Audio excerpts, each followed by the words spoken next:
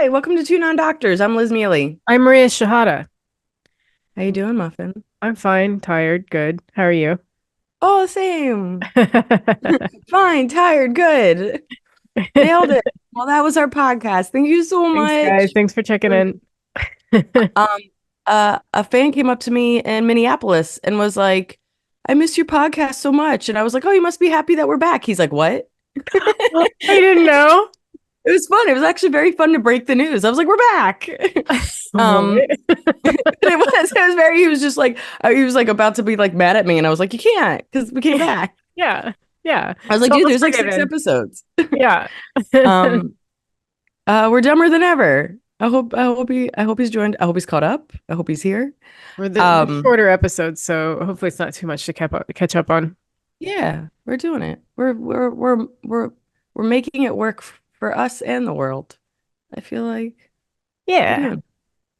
Man, I don't, we haven't talked in a bit. I've had every emotion. Uh-huh. I've had every emotion. What emotions have you had? Every emotion. Um, I think in a week. And like normally you'd be like, what's going on with your hormones? It ain't. It's me. It's me. I mean, hormones are always there. You can't do anything about it. Wait, do you know the reason? Like, is there a reason or is it just you're just all over the place? So I definitely think I'm sad. I think I'm sad. I'm in like I've been calling it like post special blues and Oh. and we've talked about this. I don't know if we've ever talked about it in the podcast, but like the best way for I think people to understand post special blues or really post something big blues is like the way brides feel after they get married, like after a wedding. Or even how you Because feel coming back from vacation. It's like, oh. yeah, for sure. Everything So you've it's looked forward to is done. You don't know what to do yeah, with yourself, and you feel a bit lost and empty and sad. a little bit. And it's kind of like it happens every year. It happens every year. Mhm. Sometimes a couple times a year because you'll have like some big thing in your career that you look forward to. And I mean, the beauty is that we like what we do. And when you like what you do, like when things are over, it's sad. But like you know, especially with something like a wedding, hopefully, a lot of women, not everyone, but they'll plan their wedding in their head for like half their life. And then you physically plan the wedding for a year. And even if it was perfect, you look beautiful, it went great, guests were having fun. It's like, then what? Like, Yeah, all your what's thoughts go into that, and yeah, so it's like, well, I guess you just share the pictures for a while. Edinburgh was the same. Edinburgh is like as stressful as it was. When you stop, you're just going, "Oh, well, what now?" Everybody was like especially after my first one where I felt like I had a team of people because I had like PR and director and like my agent, and it just felt like everybody was focused on me for a month, and it was the most stressful month of my life. But when it ended and everybody just sort of went poof, they just went away, you're like, and no one wants to talk about it? You want it's not my day anymore. It's not my like, yeah. And then you just, yeah. And I get it. I mean, I get it. And I think a lot of it is like I'm very goal oriented. So like in general, like I haven't really been running. I've been doing like CrossFit and stuff, but like half the reason I ran is because I had a race, right? I had a marathon, I had a half marathon, I had a 5K. Like I had something in the books that I had to like plan towards. And I've kind of always been that person. Like I need something in the future to prep for Mhm. because I don't know, I'm one of the like most motivated lazy people.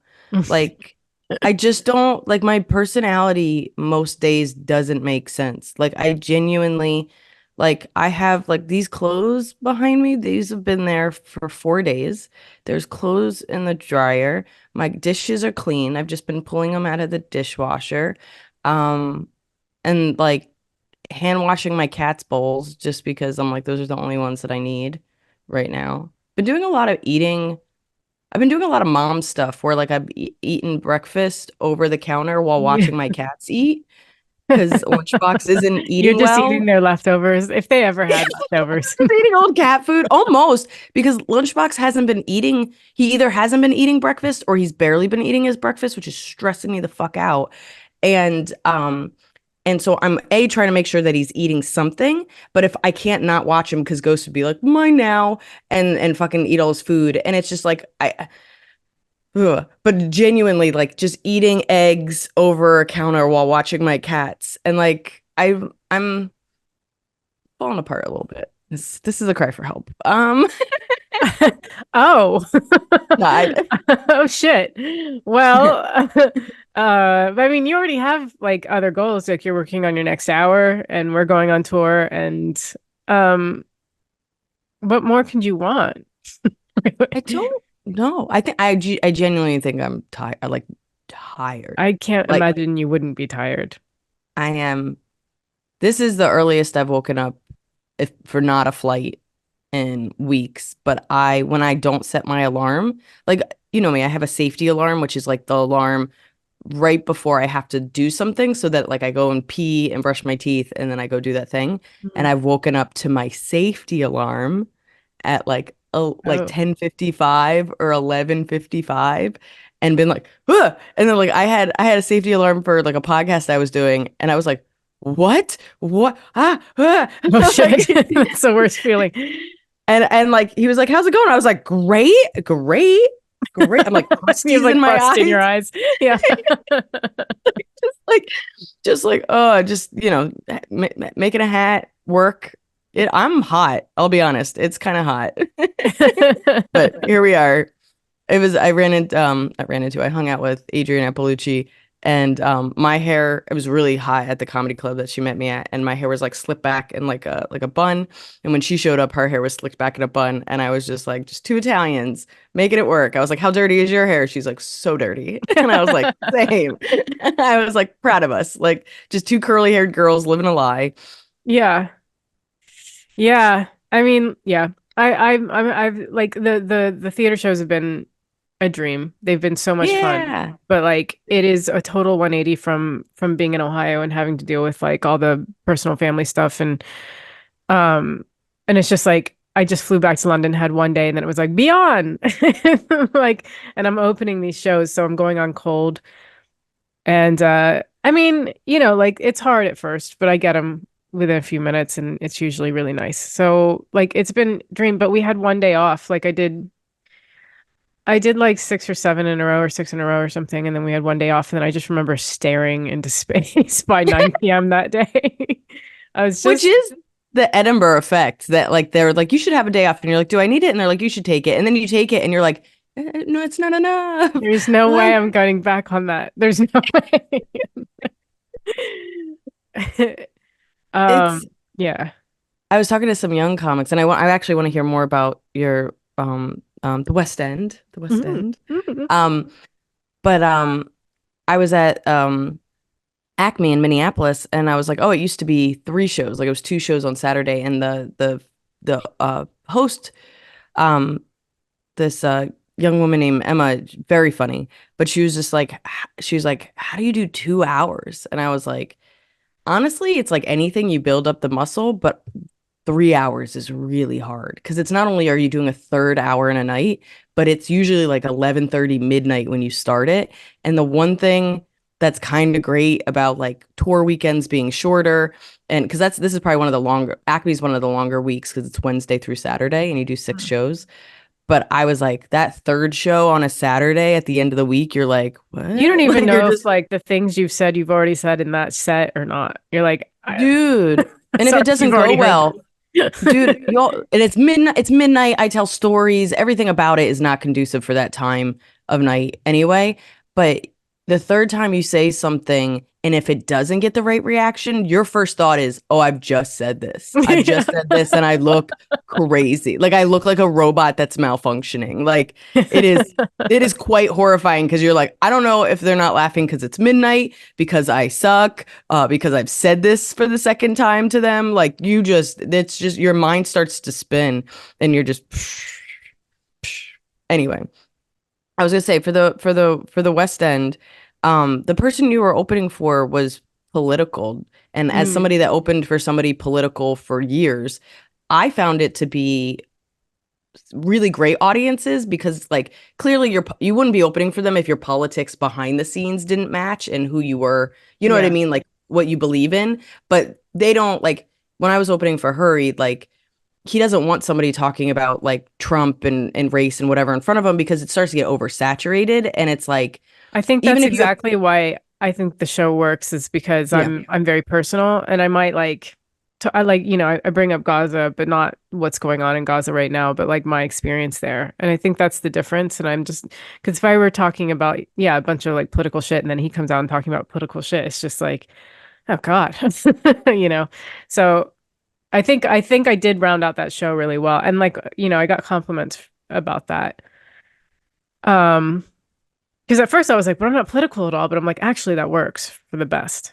Yeah, when you told me that's what was going on, I was like, oh, that was like true. Like I get it. I truly get it now. You don't want somebody so your style's opposite, but your is what do you call it? Just like your essence, like it's the Yeah, same core idea that values, but different yeah, like surface stuff. Yeah. for sure. The same way that like again this um woman that was hosting was just like, well, how do you build a fan base and how do you know what if you don't like your fans? Like that's one of the things she said. And I know comics that don't like their fans. I was like, I feel really fortunate because almost like what you You're the said, best fans. Yeah. I So have the best fans. And I think a lot of them is because my core values are like not only how I treat people on and off stage, you know what I mean? Like I do try like I try to be nice. I try to treat everybody, well and the same and blah, blah, blah. But in general, what I'm saying on stage, I try not to attack anybody. I mean, the meanest person I'm to is usually myself. But in general, I do think under the jokes, you feel those core values.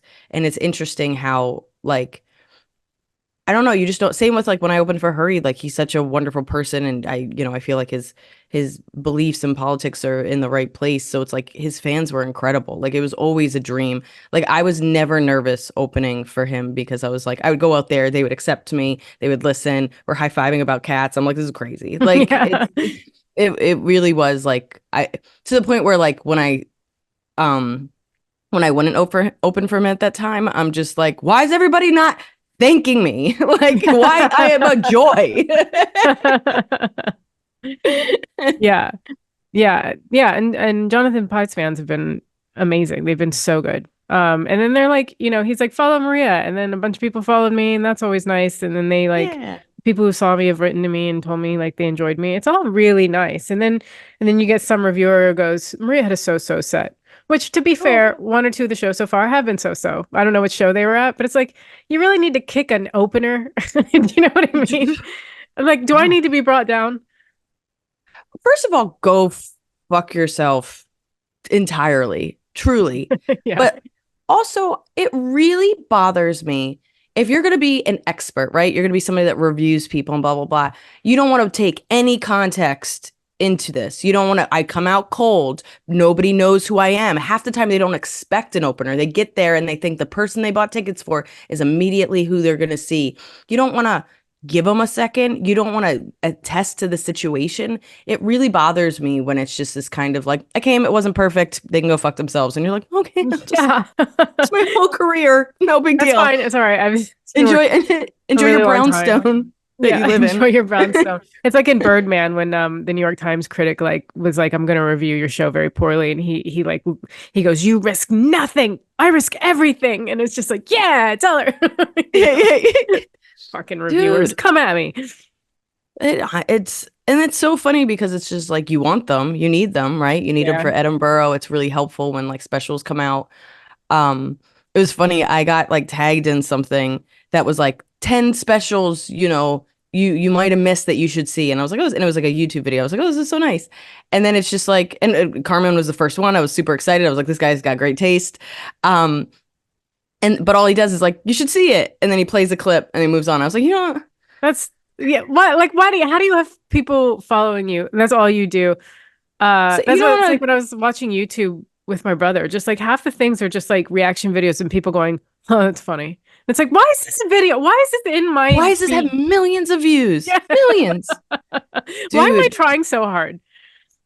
but that is, I mean, that is more and more what I say to myself is why am I trying so hard in like almost every realm when it's like so like so little is like what people accept. And it's just like I know this is like how I was raised and you do your best and you sign your name to everything, but it's like even my signature is better than most people. Like you just see people signing their credit cards and you're just like, "Oh, sorry, Mr. Squiggly." Like like what are we doing here? So I'm just Yeah, I just remember I'm how pissed off you got like a long time ago on the podcast when I told you like a video of a hair dryer flowing got 12 million views and you were like, I quit. I can't, I can't, I can't, I can't, I can't. And you're just like, okay, okay. And I mean, I'll be honest. I've had the fans' comments and messages from this specific special have been some of the most thoughtful Mm, and the most seen I've felt because this was like my hardest hour, like to write and perform. Like it was just like I don't know if I felt like a performer until this special. And it yeah. took different skills, both like auditory and like performance wise, and it was stressful. And there were certain bits that I would get stressed right before I did them because you had to like stick the landing and stuff. And to have that be seen and valued feels awesome. But it's just like you get to a point where you're just like, I would like whatever comes next to also come. You know what I mean? Like whatever that is. Money, bigger accolades, high fives from important people. Like what is I don't know what's next because I haven't gotten there, but you just tell me what's next. Is it caviar mailed to my apartment? What are we doing here, guys? I want to know what the next step is, and then I want it to happen so I know it. Like, ugh, ugh. Mm, mm. But I'm just tired. And I know that's why, like my fucking, and I've been eating healthy. You'd be so proud of me. Oh, that's good. Yeah, I've been really like genuinely like I'm making good choices. I Making was good making really good choices. Like, well, no, okay, let me rephrase. I stopped eating like extra sugar. Mm-hmm. And that was doing really well. But then, like, after the show last night, I went and bought a box of Lucky Charms. So I was like, I don't give a fuck anymore. I don't give a fuck.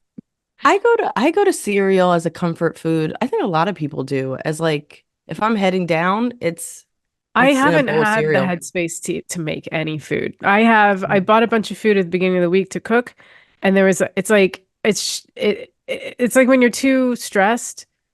I've broken out in psoriasis, and I cannot even get imagine cutting ingredients up and putting them together over heat. Mm-hmm. So I've been Cooking? ordering takeout, eating at restaurants, and like my entire everything I'm making at the theater is going towards feeding me because I'm not feeding Mhm. myself. And then I was like, cereal is good. I can add milk to a bowl. And by the way, do you know my brother adds milk before the cereal? Is it okay? Is it for crispy reasons, like to Yes. keep Because he says he I can control the dunking of the cereal into the milk and control the crispiness of it. because it's on top? Yeah.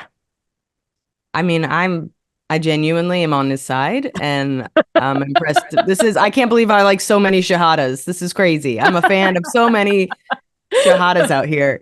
Yeah, because I know you like soggy and that's been really hard for our relationships. I know.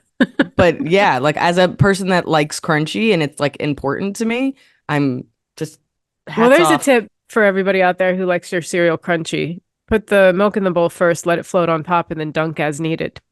Yeah, yeah. I'm just so impressed with this family. My Just brother, I told my brother he's like he's smart about the dumbest things. there are people like that. Like literally, like not to say your brother's life is in disarray, but I've met people their life is in disarray, and there's like a couple of things that you're like, yeah, that's genuinely genius. Yeah. Like that is, you should teach a course on that. That's crazy. My mom's the opposite. She gets so mad when I say this though, but my mom is incredibly intelligent, like just super, super smart. And then like cannot pick up a phone. Like Yeah. we had a phone on the wall Just like a cordless phone on the wall. And my mom, like every single time was like, hi, are you there? Hi. And you're like, It's like slipping out of her hands.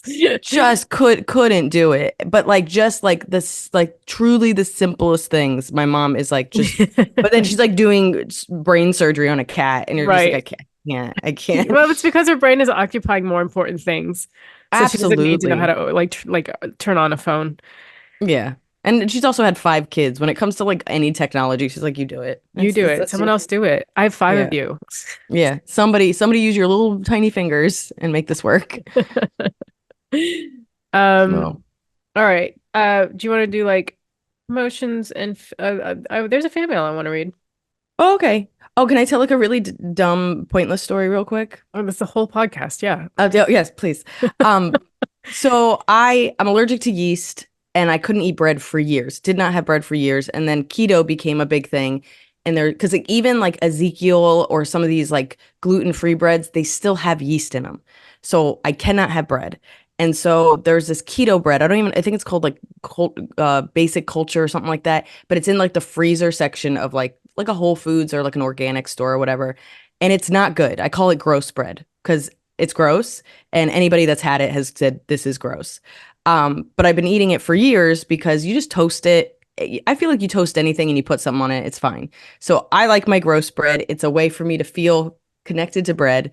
And I've gone to Whole Foods 3 times and they haven't had it.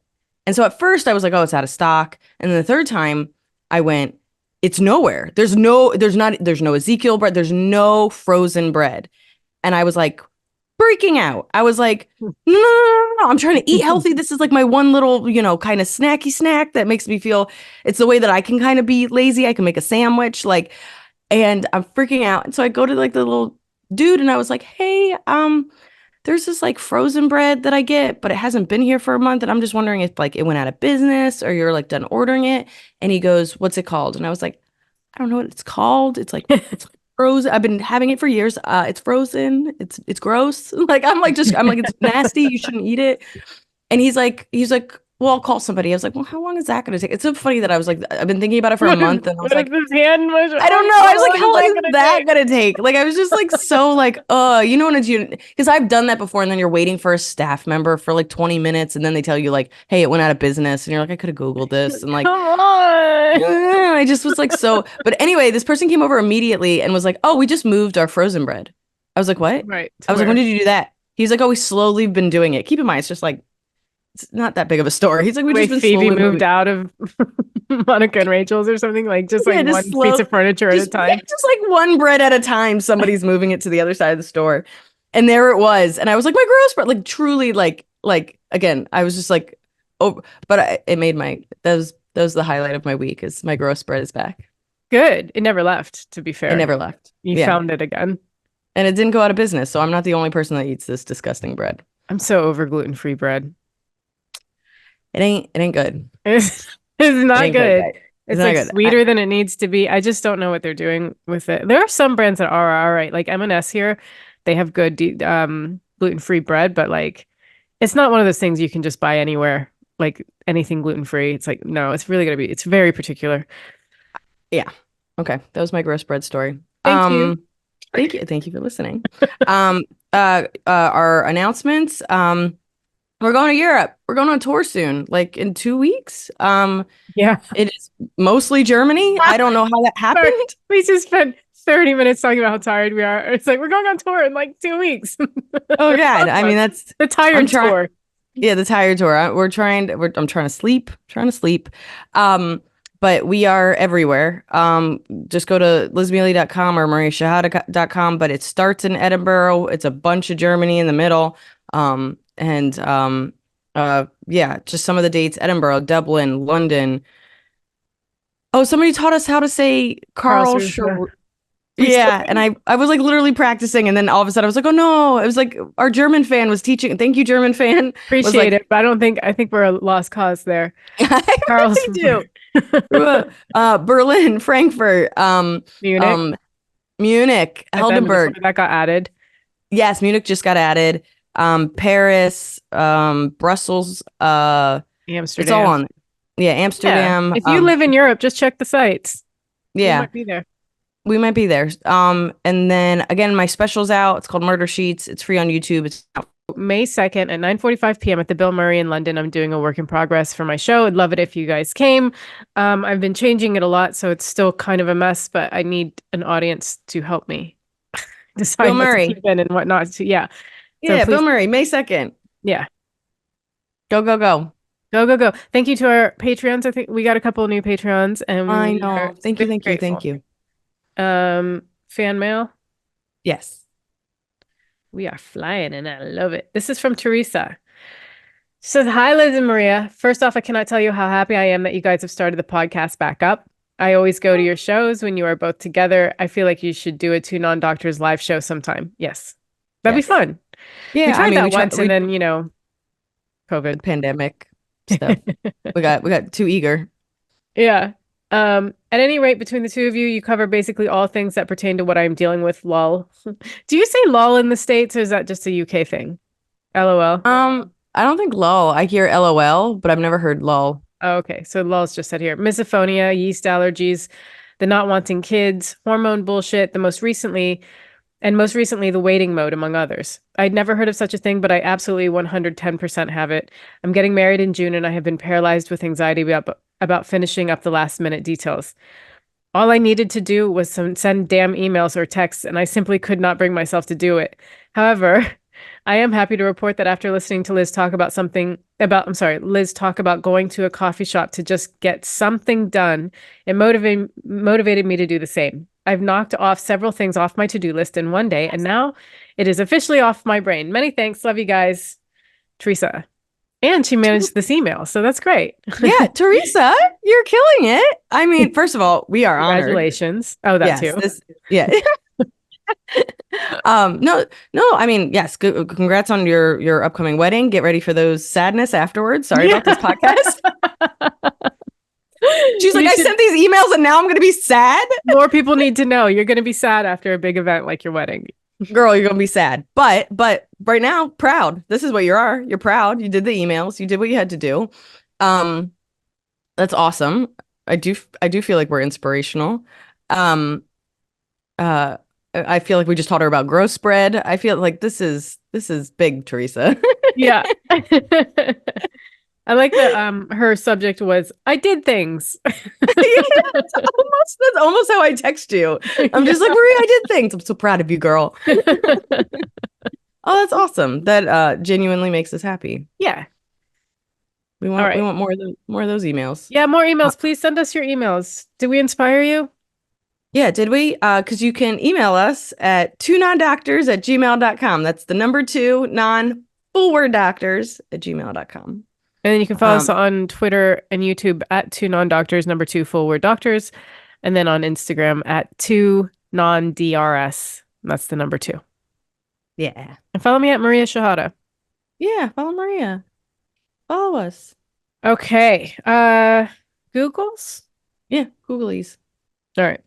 Do you want to go first? Should I go Yeah, I first? mean, mine's like kind of disjointed. It like felt like it was a little more research than I mean, okay, so basically I Googled why do theaters have ghosts? Your Googles have become insane, by the way. I love you Have so I? much. But yes, they have become completely unhinged. I can see They the trailer are now. Her Googles are out of control. Completely unhinged Googling. just like, our Googles started out like quaint, where they're just like, hey, uh, moles, is it a big deal? Tell Right. me or don't And I'm tell like, me. does And my then pinky toe have a spirit? this is, I mean, if we were still like in a pandemic and not allowed to like leave our apartments, this would make sense to me. Like you're just that your Googles are getting just like crazier and crazier because you haven't talked to another human. But you're Yeah. talking to humans. You're out there. I'm just slowly You're losing my mind. yeah, great. But like, please tell me about your spirit Okay, because journey. I'd never really heard of theater ghosts until I watched Only Murders in the Building, and then there was like some episodes about the ghost theater having a ghost. In America, apparently the theaters have ghost lights that keep a ghost light on for the ghosts. But I didn't want to know like I just wanted to know why theaters would have ghosts. And then so I saw one website before I ran out of time and I had to like onto the podcast. But it was saying like there's a lot of energy in theaters and that because a ton of people come through the doors. But I didn't buy that because like so do malls. And Uh-huh. right? Like there's no Yeah, ghosts in no. malls unless we're just too loud to even notice them. Just so we're clear, that's the problem I have with all ghost theories is just that logic where they'll be like da da da da da and you're like, yeah, but so is da da da. Like it's just like, yeah, sure, but also like Yeah. it's so easy to poke a hole in like ghost logic, but continue. The ghosts that usually haunt theaters, and the theater I'm at now does have a ghost. Her name is Victoria, which is what got me Right. started on all these thoughts. Um, are sometimes they're like stagehands who don't leave. Sometimes it's like actors or people who were tragically killed before their time in that area, whatever. But it's just like, but why theaters? But the only thing that like I accepted was the creation maybe the creation of thought forms. I think because there's an exchange of energy between the audience and the performer, and that we're creating something, whether it's a play or a comedy or whatever. Comedy less so, otherwise a bunch of comedy clubs would be haunted. But I feel like that exchange might be conducive to paranormal activity. If you believe in that sort of thing, which more and more I'm kind of getting more into. Mark Maron talked about he talked about it on a special, but he also talked about it more in depth, I think, on the podcast after it happened. But he was in Ireland, and his girlfriend had died, Lynn, and they had previously taken a trip to Ireland and had a nice time together or whatever. But he was doing a joke that he wasn't sure if she would like or not. And during the joke in this big theater, when he was doing it, the lights went off, and like and that he took that as a sign that she was okay with it, that she was present in the theater and she was okay with it. And then the people who worked at the theater were like, "We have never like had that problem before." Yeah, but why would you take it that she was into it? If you turn the lights off, wouldn't it be that she's not into it? Maybe they Like, flickered. I don't know. I don't know, but he didn't take it as a bad sign. You're right. You're right. She's like, "No, you're misreading me. You don't get me at all." yeah, yeah. Oh my God, this is why I had to go. This is so frustrating. Yeah. But I thought that was I incredible. He tells sure. it way better. I probably I don't doubt it. I saw the special. I just there's a part of me that's like just doesn't make sense.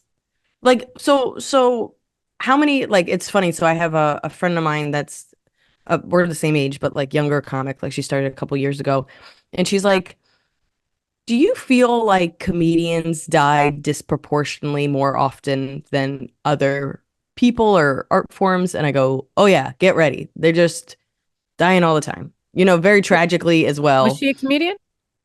She's a comedian now. She was a Oh, musician. well, that makes sense to me. You just know comedians. Like, so the percentage Sure, of people who die that you know are going to be comedians because there's so many of them that you know. sure. But she's only been in it for 2 years. She was in music for 15 years, and she hasn't lost the same amount of musician friends in the 15 years she's done it as she has comedian friends. And I mean, if I tally all the people I've lost in my lifetime, it's mostly comedians and mostly tragically. And that sucks and mental health and blah blah blah and drugs and what have you, but also like there should be more comedian ghosts then. We lose, you know, Well, the Comedy Store is haunted, the one in LA. haunted how? Well, there's like waitresses getting pushed downstairs by just kind of like falling, but pushed. There's all kinds of accounts of ghost activity at the Comedy Store. If you look into it, it's pretty cool.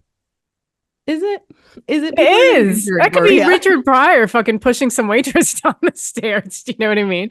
Like, who knows? There was a lot of talk And they of just think it's funny. Like it's just some comedian that just has like a even the just waitress gets up laughing, like that was yeah. crazy. Yeah. Oh my God. Robin Williams was always nuts. That's so fun. Um, okay. Okay. We have to move on to yours because we're running out of time here. Oh yeah. Okay. Okay. So mine, crap, I had it pulled up. See you. Where's my little googlies? Okay. My Google was, does getting acne as an adult make you age slower? And What? I mean, I've I'm not the worst acne prone, but I don't remember a time ever in my life I didn't have acne, except for when I was on birth control. But even when I was on birth control, it made it less. Um, but I saw some video that was just like, yeah, it like makes you being acne prone makes you younger. And I was like, what? So it says the connection between acne and delayed aging is not a new finding. For many years, dermatologists have identified that the skin of acne sufferers appears to age more slowly in those who have not in those aged more slowly than in those who have not experienced any acne in their lifetime. First of all, who are those people that have experienced no acne in their lifetime? Yeah. Must be nice, and I'm glad you look old. Fuck you. Um, uh, but like research suggests a potential link between um, acne and wrinkles, meaning those who experience more breakouts as teenagers and young adults might develop fewer wrinkles later in life.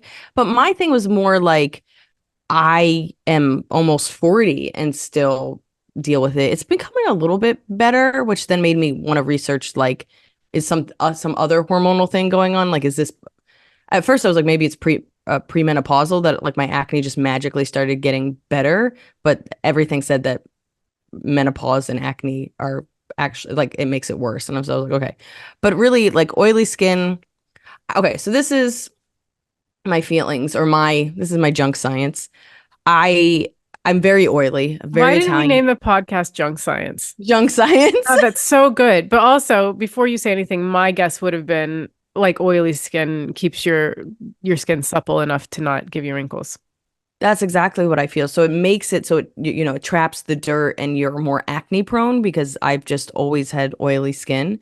Um, and that's like never gone away. But then at the same time, I've always made jokes that like I have it in my special, but I forget what I say in my special, but I fully remember I was on the road. I was in like St. Louis or I was somewhere and I wanted to get like um just like an acne wash, but something that didn't dry the fuck out of my skin. And so what they always say in these kind of, beauty shops or whatever is like, "Oh, do you have dry skin? Do you have oily skin? Whatever." And I was like, I have very oily skin. Like truly like look. And I kept making like you touch my face and your hand slips off. Just stupid, but like, we're having fun here. Nothing. This woman like did not enjoy my skin jokes. Like, but it was just always like I like I'm like dripping olive oil. Like I am disgusting. But I don't know if my skin's drying out. I don't know if it's something different, but I do feel like one, I'm less acne prone recently, knocking on all the wood. But Do you remember when your um skin cleared up because you were in Scotland and you would eat mackerel? yes. Did you ever find the Yes. same effect eating any sort of oily fish in the States, or was that just Scottish mackerel? So, two things. It was extremely hard to find mackerel here. I could only find canned mackerel. Like I was going from store, it's just like not, I don't know if people don't like it here, so they don't order it, or if it's like harder or more, because it was like extremely affordable in regular grocery stores. You have like 30 seconds. So yeah, everybody get oil on your skin. I thought it Thank would you be for really funny to end on like mackerel talk. yeah, Just just we're talking about fish, bro. Thank you for listening. We'll thanks, see you guys guys. next Tuesday. Okay, bye. Bye.